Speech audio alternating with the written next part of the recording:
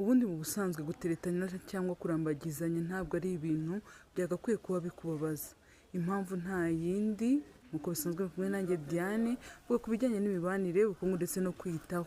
Impamvu ni uko kurambagizana cyangwa guteretana ni ibintu byagenewe kuba abantu bakwiye kuganira bakamenyana, umwe akamenya imico y'undi, ibyo akunda, ibyo yanga, umuryango we, barangiza bakitegurira kuba babana akaramata.